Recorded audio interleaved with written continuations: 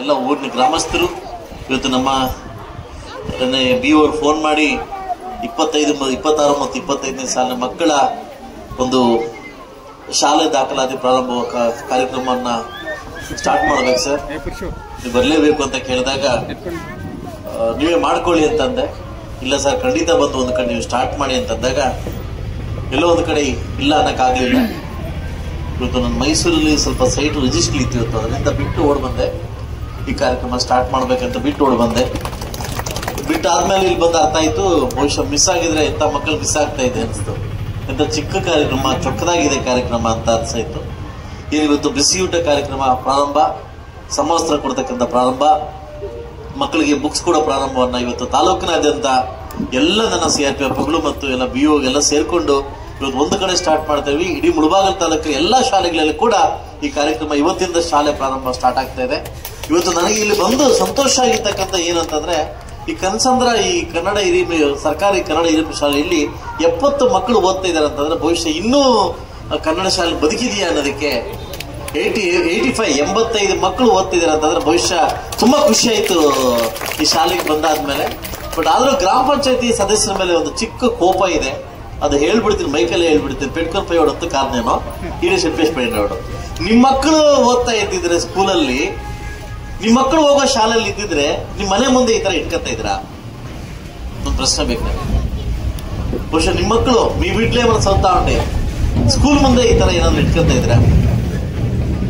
ಈ ಗ್ರಾಮ ಪಂಚಾಯತ್ ಸದಸ್ಯರಿಗೆ ಅಧ್ಯಕ್ಷರು ಈ ಮಾತು ಕೇಳ್ತೀನಿ. ಬಂದ ತಕ್ಷಣ ನೋವಾಯ್ತು ನನಗೆ, ಆ ಮಕ್ಕಳು ನೀರಲ್ಲಿ ಇದ್ದರೆ ನೋವಾಯ್ತು.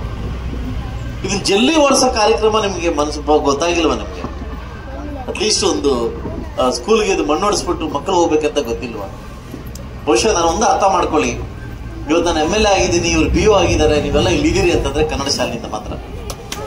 ನಾನು ಕೂಡ ಕನ್ನಡ ಶಾಲೆ, ನಾನು ಕೂಡ ವರ್ಷಕ್ಕೊಂದು ನನ್ನ ಶಾಲೆ ವಿಸಿಟ್ ಮಾಡ್ತೇನೆ. ನನ್ನ ಶಾಲೆ ಎಲ್ಲರೂ ಮಾತಾಡ್ಸ್ಕೊಂಬರ್ತೀನಿ ಹೇಗಿದ್ದೀರಿ ಅಂತ. ಯಾಕೆಂತಂದ್ರೆ ನಾನು ಯಾವತ್ತೂ ಬುಡ ಮರಿಬಾರದು, ಕೊನೆ ಅಲ್ಲ ಬುಡ ಮರಿಬಾರ್ದು, ಬುಡದಿಂದಾನೇ ಕೊನೆ ಬರೋದು, ಆಯ್ತಲ್ವ? ಬುಡ ಮರ್ತಿದೀವಿ ಅಂತಂದ್ರೆ ಅದು ನಮ್ಗೆ ಅರ್ಥ ಬರೋದಿಲ್ಲ.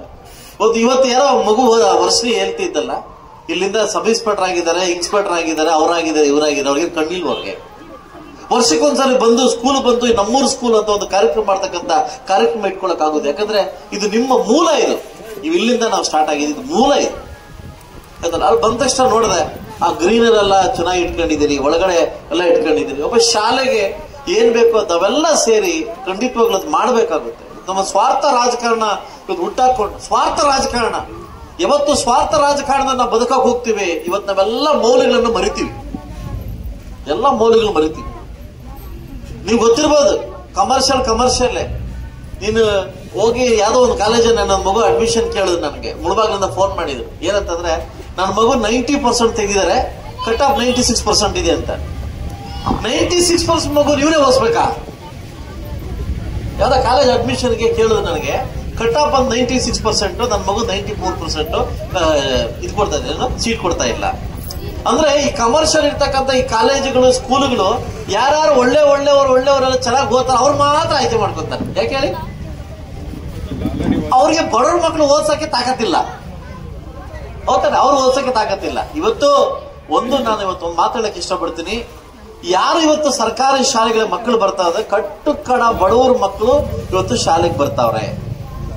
ಬಹುಶಃ ನಾವೆಲ್ಲ ರಾಜಕಾರಣದಲ್ಲಿ ಇವತ್ತು ಶಾಸಕರಾಗಿ ನಾವೆಲ್ಲ ಇದೀವಿ, ಆ ಮಕ್ಕಳಿಗೆ ವಿದ್ಯಾಭ್ಯಾಸ ಕೊಡಕ್ ನಮ್ ಕೈಲಿ ಆಗ್ಲಿಲ್ಲ, ಅವರಿಗೆ ಸೌಲಭ್ಯ ಕೊಡಕ್ ಆಗ್ಲಿದ್ರೆ ಈ ಸರ್ಕಾರ ಏನಕ್ಕೆ, ಈ ಶಾಸಕರೇನಕ್ಕೆ, ನೀವೇನಕ್ಕೆ, ನಾವೇನಕ್ಕೆ, ಮತ್ತೆ ಈ ಶಾಲೆಗಳೇನಕ್ಕೆ? ಇವತ್ತು ವಿಧಾನಸೌಧದಲ್ಲಿ ಮಾತಾಡಿದೆ, ನನ್ನ ಶಾಲೆಗಳನ್ನ ಉಳಿಸ್ಕೊಡಿ, ನನ್ನ ಶಾಲೆಗಳನ್ನ ಉಳಿಸ್ಕೊಡಿ ಅಂದ್ಬಿಟ್ಟು. ಬಹುಶಃ ಸರ್ಕಾರಿ ಶಾಲೆಗಳನ್ನ ಉಳಿಸ್ಕೊಂಡು ನಮ್ಗೆ ಆಗ್ಲಿಲ್ಲ ಅಂತಂದ್ರೆ ನಾವು ಬದುಕೇನ್ ಪ್ರಯೋಜನ? ಊರಿಗೊಂದು ಶಾಲೆ, ಊರಿಗೊಂದು ಆಸ್ಪತ್ರೆ, ಊರಿಗೊಂದು ಮೈದಾನ ಇಲ್ಲ ಅಂದ್ರೆ ನಾವ್ ಇಷ್ಟು ಇದ್ದೇನ್ ಪ್ರಯೋಜನ? ನೀನು ಕಟ್ಕೊಂಟಾನ ಪಂಚೆ, ಮೀರು ಕಟ್ಕೊಂಟಾನ ಪಂಚೆ, ಮೀರು వేస్తాను ಪ್ಯಾಂಟು, ನೀನು వేస్తాను ಪ್ಯಾಂಟು ಅಂದ್ರೂ ಮಗಲ್ಲೇ ಇಡ. ಮೂಲ ಸೌಕರ್ಯಗಳ, ಮೂಲ ಸೌಲಭ್ಯಗಳನ್ನ ಮಾಡಕ್ಕೆ ಅವ್ರಿಗೆ ಯೋಗ್ಯತೆ ಮೇಲೆ ರಾಜಕಾರಣ ಏನಕ್ಕೆ ಬೇಕು?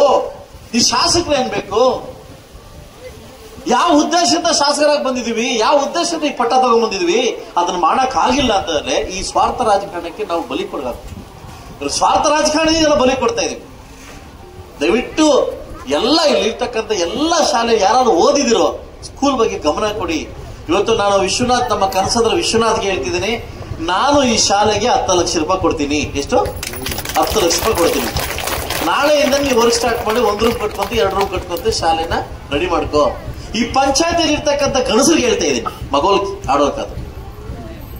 ಈ ಪಂಚಾಯತಿಗೆ ಹೆಸರು ಬರಬೇಕು ಅಂತಂದ್ರೆ ಸ್ವಾರ್ಥ ರಾಜಕಾರಣ ಬಿಟ್ಟು ಫಸ್ಟ್ ಮೈದಾನ ಮಾಡ್ಕೊಡಿ. ಫಸ್ಟ್ ಏನ್ ಮಾಡ್ಕೊಡಿ? ಮೈದಾನ ಮಾಡ್ಕೊಡಿ. ನಿಮ್ ಪಂಚಾಯತಿ ಬಾಡಿ ಚೆನ್ನಾಗಿರುವೆ ಉಪಾಧ್ಯಕ್ಷ ನಿರೀಕ್ಷೆ ಎರಡು ರಾಜಕೀಯ ಕಾಡು ಈಡಿಸಿ ರಾಜಕೀಯ ಎಲ್ಲಿ ಮಾಡ್ತಾ ಅಭಿವೃದ್ಧಿ ಇದೆ? ಗುಂತ್ಲ ಅಭಿವೃದ್ಧಿ, ಗುಂತ್ಲ ಅಭಿವೃದ್ಧಿ. ಅವ್ರ ಯಾವ ಪಿಡಿಒ ಬಂದಿಲ್ಲ ಇವತ್ತು, ಪಿಡಿಒ ಬಂದಿಲ್ಲ. ಪಿಡಿಒ ಬಂದ್ರೆ ನಮ್ ಸನ್ಮಾನ ಮಾಡ್ತಿದ್ದೆ. ಅವನು ಪಿಡಿಒ ಬಂದಿದ್ರೆ ಅದಲ್ವಾ? ಪಿಡಿಒ ಬಂದು ಸನ್ಮಾನ ಮಾಡ್ತಿದ್ದೆ, ಅತಿ ಸನ್ಮಾನ ಮಾಡ್ತಿದ್ದೆ. ಇವತ್ತು ನಿನಗೂ ಜೋಗಲ್ ಕಾಸ್ಟ್, ನಿನಗೂ ಅಧಿಕಾರ ಕೊಟ್ಟು ರಮೇಶ್, ನನಗೂ ಅಧಿಕಾರ ಕೊಟ್ಟವ್ರೆ, ಆತ್ಮಗೂ ಅಧಿಕಾರ ಕೊಟ್ಟು, ಎಲ್ರಿಗೂ ಅಧಿಕಾರ ಕೊಟ್ಟವ್ರೆ. ನೀನು ಸತ್ತೋಗ್ತೀಯ, ನಾನು ಸತ್ತೋಗ್ತೀನಿ. ಹೌದಾ? ನಾವು ಕಿಸ್ತಿದ್ದೇನು? ನೀನ್ ಪಯ್ಯಕ್ಕಿನ್ನ ಮುಂದೆ ನಿನ್ ಏನೇನ್ ಕಿಸ್ತಿದ್ದು?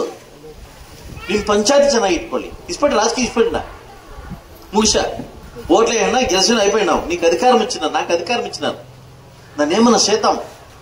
దాంట్లో ఇప్పుడు రాజకీయం చేసుకుని వాడు కాంగ్రెస్ అంట, ఈడు జేడీఎస్ అంట, ఈ బిడ్లు బలిచుకొని ఎంత చేయదంట. మనంతా చేయదొద్దు. ఇంక్లూడ్ నేను ಸೇರ್ಕೊಂಡು చెప్తాను. నేను ದಯವಿಟ್ಟು ನಿನ್ ಪಂಚಾಯತಿಗೆ ಒಳ್ಳೆ ಹೆಸರು ಬರ್ಬೇಕಂತಂದ್ರೆ, MNF ಪಂಚಾಯತಿಗೆ ಒಳ್ಳೆ ಹೆಸರು ಬರ್ಬೇಕಂದ್ರೆ ಸರ್ಕಾರಿ ಶಾಲೆಗಳನ್ನ ಉಳಿಸಿ, ಸರ್ಕಾರ ಶಾಲೆಗಳನ್ನ ಉಳಿಸಿ. ಅರ್ಥ ನಿಮ್ಗೆ? ಸೊ ದಯವಿಟ್ಟು 85 ಜನ ಮಕ್ಕಳಿದ್ದಾರೆ. ಇಲ್ಲಿಂದ ಬಿಸಿ ಊಟ ಕೊಡ್ತಾ ಇದೀವಿ, ಸಮವಸ್ತ್ರ ಕೊಡ್ತಾ ಇದೀವಿ, ಒಳ್ಳೆ ಬಟ್ಟೆ ಕೊಡ್ತಾ ಇದೀವಿ. ನಿಮ್ಮ ಪಂಚಾಯತಿ ಕಡೆಯಿಂದ ಒಳ್ಳೆ